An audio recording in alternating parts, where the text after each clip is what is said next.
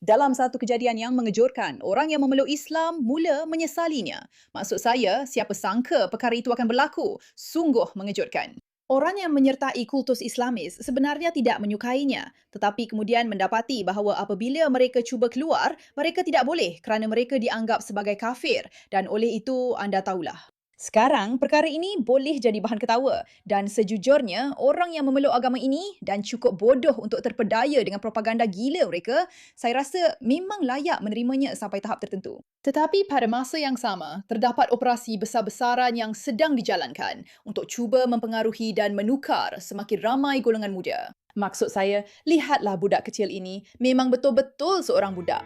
Bila saya mula-mula masuk ke sini, awak sangat gembira, sangat teruja untuk melalui proses penukaran ini. Tetapi saya ingin tunjukkan kepada anda reaksi hari ini daripada sebahagian Islamis ini yang mula sedar bahawa mereka sebenarnya tidak dapat keluar daripada masalah yang mereka hadapi. Yang sepatutnya menyambut mereka dengan tangan terbuka tetapi malangnya mereka telah ditipu. Tidak mengejutkan. Selamat datang ke sesi balas. Saya Mirake, hos anda. Pastikan anda tekan butang langgan untuk menaikkan video ini untuk berkongsi. Anda tahu, lakukan perkara itu kerana sekarang anda adalah sebahagian daripada gerakan untuk melawan balik. Dan semua kami ada satu pengumuman yang sangat-sangat menarik akan datang. Anda semua telah meminta perkara ini dan kini ia akan dilancarkan. Jadi, nantikanlah. Tapi cukuplah tentang itu. Mari kita lihat video-video orang yang benar-benar sedar bahawa mereka telah melakukan kesilapan. Bermula dengan, masjid saya telah menipu saya. Sangat sukar pada tahun 2023. Dan kemudian saya dapati bahawa segala yang diajar oleh masjid saya adalah satu penipuan. Jadi inilah yang berlaku. Sebelum saya memeluk Islam, saya telah melakukan penyelidikan selama berbulan-bulan tentang kehidupan Nabi. Saya membaca Al-Quran. Saya melawat masjid. Saya berbincang dengan ramai saudara Muslim saya dan mereka mengajar saya tentang agama. Saya juga pernah melancong ke negara-negara Islam dan saya terus jatuh cinta dengan gaya hidup Islam. Dan pada ketika itu, Islam kelihatan sempurna. Tiada apa lagi yang boleh ditambah atau dikurangkan daripadanya. Hakikatnya, keadaan itu takkan berterusan begitu. Itulah yang saya sangkakan. Kemudian saya sedar bahawa segala yang diajar kepada saya tentang Islam adalah satu penipuan. Mereka ajar saya bahawa Nabi tidak meninggalkan sebarang arahan tentang siapa yang akan memimpin selepas baginda. Tapi beritahu saya, bagaimana Abu Bakar boleh melantik Umar dan Umar boleh melantik Uthman? Tapi Nabi yang memulakan agama ini tidak melantik sesiapa.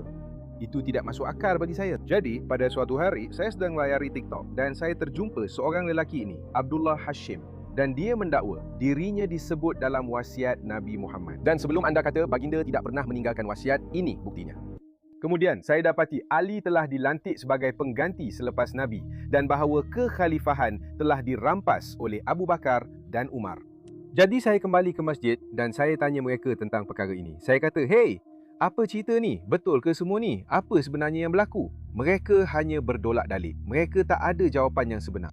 Maksud saya memang tak mengejutkan. Siapa sangka sekumpulan orang yang secara terbuka kata mereka boleh berbohong, takia, juga akan berbohong sesama sendiri.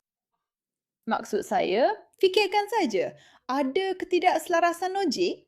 Maksud saya, sekarang, macam mana itu boleh berlaku? Jadi orang yang sama yang mengajar saya tentang agama itu tidak ada jawapan untuk soalan saya. Siapa yang kerana? Jika mereka tanya soalan, Mereka sepatutnya memimpin selepas kematian Nabi. saya ada peluang percuma yang sangat menarik untuk anda jika anda rasa takut tentang AI seperti saya. Sebab kalau anda masih guna AI macam Google, anda patut tahu tentang perkara ini. Claude bukan chatbot. Inilah cara orang membina masa depan internet, mengautomasikan seluruh minggu mereka dan menyiapkan projek yang sebelum ini memerlukan satu pasukan penuh hanya dalam beberapa jam sahaja. Saya tahu bahawa mempelajarinya akan mengubah hidup saya dan saya boleh jadi pakar walaupun tanpa pengalaman. Tapi ia memang menakutkan. Dan ketakutan itu sudah tidak memberi apa-apa kebaikan kepada kita lagi. Sebab itulah anda perlu tahu tentang bengkel penguasaan Cloud AI ini. Kupasan mendalam tentang cloud, kes penggunaan sebenar dan lebih. 10 alat AI lain yang akan berlangsung hujung minggu ini dari 10 pagi hingga 7 malam EST. Dan mereka cukup bermurah hati untuk menjadikannya percuma untuk penonton saya, yang kita sangat suka. Jadi, daftar melalui pautan di bio. Lebih 10 juta orang di seluruh dunia telah menghadiri acara ini dan memberikannya penilaian kukuh, 4.9 daripada 5 di Trustpilot. Dalam masa hanya 2 hari, anda akan lakukan penyidikan mendalam dengan Claude, membina artifak dan papan pemuka anda sendiri, mencipta pembentangan penuh, menyediakan penyambung untuk mengautomasikan perkara membosankan seperti keseluruhan pencarian kerja anda dan berpeluang menggunakan Claude secara langsung. Tulis kod, bina ejen tersuai, jana visual dan video dengan AI dan pulang dengan kebolehan untuk mengautomasikan seluruh minggu anda. Terdapat juga bonus percuma seperti 50 kod rahsia yang boleh menjadi alat bertaraf dewa, perpustakaan arahan AI penuh dan pembina alat AI pribadi. Dan anda akan dibimbing oleh pemimpin dari Microsoft, Google, Amazon dan Nvidia. Apa yang anda pelajari dalam 2 hari akan mengubah 2 tahun anda yang akan datang dan selamanya. Jadi daftar sekarang sebelum kit alat mereka habis. Pautan ada di dalam deskripsi. Imbas kod QR dan sertai komuniti WhatsApp sebelum pendaftaran ditutup. Dalam siri hari ini tentang jangan jadi bodoh dan masuk agama yang hanya akan menyusahkan anda, mari kita tonton gadis muda yang sangat menjengkelkan ini. Bila saya kata sangat menjengkelkan, anda akan faham kenapa sebentar lagi. Orang ramai menjadikan hidup sebagai Muslim satu pengalaman yang amat menyiksakan. Sebenarnya, orang-orang seperti anda yang menjadi masalah, bukan orang lain. Anda tahu, bukan wanita-wanita itu. Mereka bukan masalah di sini. Saya sangat teruja apabila saya mula-mula menemui Islam. Saya rasa sangat tenang apabila saya berdoa. Kegembiraan itu, saya sebenarnya sangka ia hanyalah gurauan. Seperti, adakah orang benar-benar, ya Allah. Saya ingat itu cara orang mempermainkan Amerika. Ia bukan cara sebenar untuk bercakap. Apa yang sedang berlaku? Okey, awak kena mulakan dari awal. Orang menjadikan hidup sebagai Muslim sesuatu yang sangat menyakitkan jiwa. Saya sangat teruja bila saya mula-mula jumpa Islam. Ketenangan yang saya temui ketika sholat. Kegembiraan yang saya rasa apabila saya membaca Al-Quran. Pengalaman memakai hijab dan semakin dekat dengan Tuhan sangat indah bagi saya. Dan kemudian, sepanjang Adakah ini satu gurauan? Adakah ini... seperti satu. Maafkan saya. Saya cuma ambil masa sekejap. Otak British saya tak dapat faham. Betulkah? Adakah dia mempermainkan kita? Pengalaman memakai hijab dan mendekatkan diri kepada Tuhan sangat indah bagi saya. Dan sepanjang tahun saya memakai hijab, saya perasan bagaimana orang melayan saya dengan berbeza. Dehumanisasi yang dialami oleh Muslim dan mikroagresi yang saya hadapi setiap hari. Mikroagresi? Adakah orang bersikap jahat kepada awak kerana awak telah menyertai kultus maut? Saya betul-betul minta maaf. Saya benar-benar minta maaf. Itu pasti sangat tidak selesa untuk awak. Ya Allah, kenapa awak tak pergi bercakap dengan Tuhan awak tentangnya? Dan lihat kalau dia boleh buat apa-apa untuk tolong awak. Saya tak boleh percaya dia mahukan simpati kita. Kalau awak tak faham maksudnya, dia mahukan simpati kita sebab dia dah sertai kumpulan orang gila. Dan sekarang dia tersinggung kerana orang fikir dia juga gila. Saya tahu saya tak pernah mengalaminya sebab sebelum ni saya cuma seorang wanita kulit putih. Saya tahu inilah kali pertama saya mengalami kesusahan dalam hidup saya. Siapa peduli, saya tahu. Saya benci bila orang cakap awak masuk Islam sebab nak jadi orang yang tertindas. Siapa yang nak jadi tertindas? Kecuali mungkin evangelis kulit putih. Saya lebih suka kalau orang bersikap baik dan menerima. Serta tahu yang apa yang saya alami ini pun tak sampai setitik pun berbanding betapa ganas dan berunsur genosidnya Islamofobia dan mereka yang Islamofobik. Semua Islamofobia adalah hasil langsung daripada berbilion-bilion dolar yang telah digunakan untuk menyebarkan kebencian terhadap Islam. Saya tak boleh mengamalkan agama saya tanpa juga memahami bahawa orang akan melayan saya dengan buruk.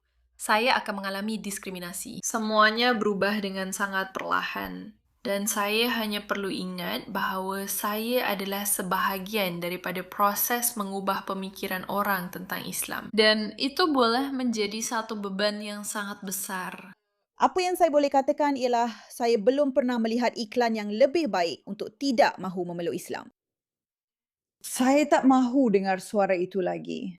Tapi sudah tentu, entah macam mana dia tetap sempat selitkan isu wanita kulit putih. Saya seorang wanita kulit putih. Saya cuma seorang wanita kulit putih. Saya kagum. Dan ada berbilion dolar.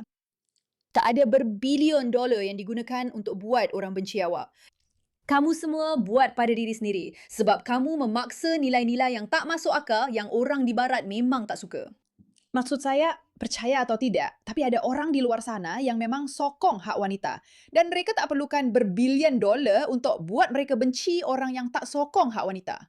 Dan ada juga orang di luar sana yang memang sayang kanak-kanak. Jadi mereka tak perlu dibayar berbilion dolar untuk cuba lindungi kanak-kanak. Dan ada juga orang di luar sana yang tak suka idea keganasan atau jihad atau dihukum kerana dianggap kafir. Ada juga orang di luar sana yang ingin pakai apa sahaja yang mereka mahu tanpa ada lelaki berpakaian imam memberitahu mereka bahawa mereka akan dihukum hanya kerana berani memakai apa yang mereka suka.